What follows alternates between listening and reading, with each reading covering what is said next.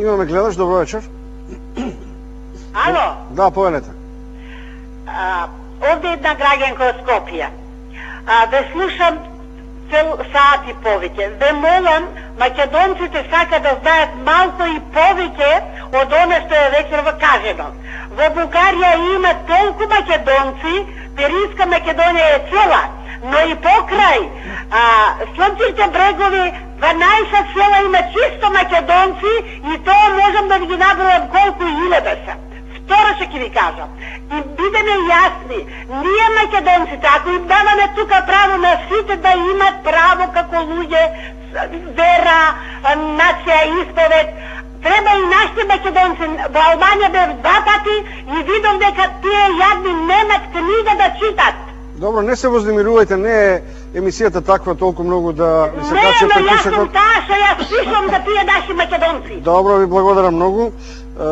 Следната тема што сакам да ја отворам, а тоа е... Да, повелете. Кога веќе спомнавме за бугарските државјанства, за населението од Република Македонија што бара пасоши. Ние имавме на состојба исто таква во Република Македонија 2001-2002 година. Покренавме иницијатива за издавање на државјанство по потекло, односно вграден член во правата на граѓаните по потекло да добиваат граѓанско државјанство на Република Македонија од соседството. Односно, не е никаква тајна дека Македонија е единствена држава која се граничи сама со себе од сите 4 страни. Население македонско и тие луѓе побараат државјанство македонско.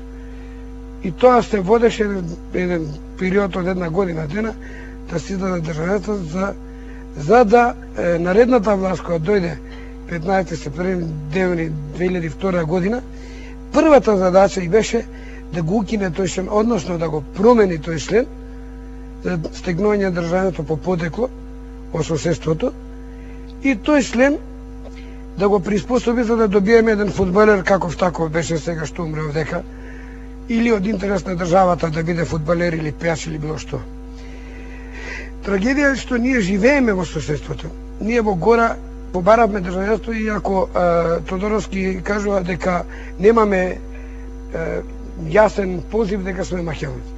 Ние имаме 3000 државјанства, факти издадено во гора македонски државјанства. Факти е дека тие се македонци по потекло. Држава не разговара со тие луѓе, односно во Косово не кажува дека имаме ние издадено 3000 државјанства, ние тие полнолетни граѓани не ги натеравме да се пишат дека се по член 11, сами се пишаа по член 11 дека се по потекло. И ние и сега пак имаме иницијатива да се врати тој дел, да се издаде државјанство. Затоа што ние во Република Македонија отворивме експозитури за издавање на бугарски државјанства. И сега се прашуваме, па 10 или 15, па сва среќа што се толку, што не се 200-500 илјади. Ние експозитори. А дури овдека го забранивме издавање за државјанство. Да, повелете, Христо. За праштањето дека Бугарија дето така вира дека има некаде 30.000 граѓани од Македонија кои се зели бугарско државјанство. Не аплицирале, иначе 10. Да, амбасадорот Михо вели дека се 10.000. Е сега самиот факт дека во Македонија сега на изборите на за председател Ѓорѓе Парванов и Владен Сиров напоследок и като цело се гласали само 200. Тогаш прашањето што е? Значи, луѓето кои се зели бугарско државјанство се зели бугарско државјанство поради економически причини. Повеќе зборуваат заради Шенген визита, но прашањето околу економскиот статус и дали економскиот аспект на македонското малцинство во соседите е важен елемент за стабилноста, за остварувањето на правата. И од аспект на културолошки, и од аспект на медиумски, и од аспект на јакнење на социјалниот и економскиот статус. Витески? Да. Економското прашање на македонците, сакам да зборувам за односно за македонците во Албанија. Тоа е еден од најбитните елементи. Економското прашање, јас ако се споредиме ние со македонците во егејскиот дел на Македонија, значи во Грција, тука веќе прашањето, економското прашање веќе е решено за нив. Меѓутоа, ако се обврнеме во Албанија, економското прашање, по наше мислење, е првото зло поврзано со обстанокот на животот, кој што оно идеал на национализмот, мислам не на национализмот, туку на нашиот идеализам за македонските работи, нас не го носи неголемото зло. И тоа во конкретно. Непостоењето на наш политички субјект за делување рамноправно во политиката на Албанија. По самопостоењето на некои организации, кои што не ни овозможува да влеземе во политичкиот живот, ги направи наши одредени голем број интелектуалци да се поделят во две групации или во два политички субјекти во Албанија. И тоа е едно на социјалистичка партија и на демократска партија. Затоа и упорноста наша, и сега во конкретниот случај, кога регистрираме нашата партија, и кога сакаме на вистина, и ние ако бевме како авангарда на таа борба за регистрирање таа политичка партија, до вчера, ако нашите македонци велеа, па чекайте бе луѓе, вие немаме ние наша политичка партија, па да дојме да гласаме за вас, тоа ние го пробаме во 2003 година, кога излегуваме заедно со партијата за човекови права.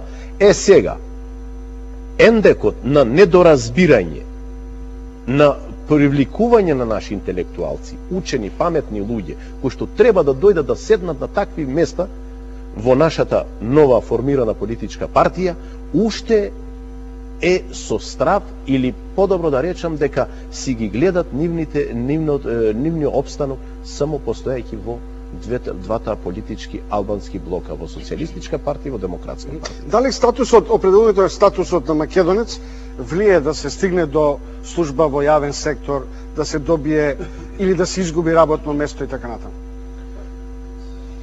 Воскопулос, па Константинов.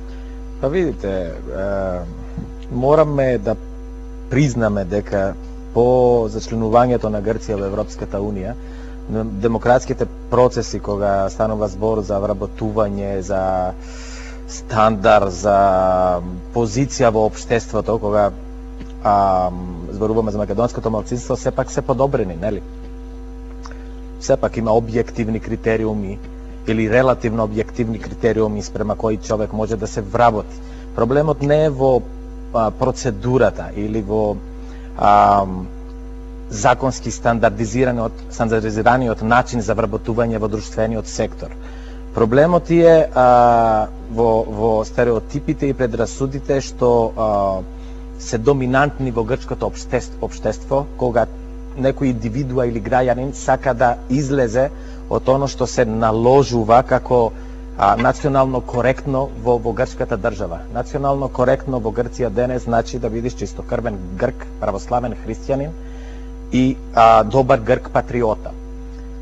Самото тоа наложува дека ти во општеството, ако сакаш да напредуваш, или да го кажам поинаку, ако не сакаш да бидеш стигматизиран и маргинализиран, без разлика дали ќе можеш преку објективни конкурси да го добиеш твоето место, дали во локална самоуправа или во друштвениот сектор, сепак е толку голем товарот и притисокот, што не може да те ослободи како индивидуа и како колективитет, ти, твоите мисли, твојот идентитет, твое различно размислување, отворено да го искажеш во грчката јавност. Истиот проблем го имат не само припадниците на македонското малцинство. Например, грчки граѓани кои јавно се декларираат дека треба, например, да се одвои грчката држава од грчката црква.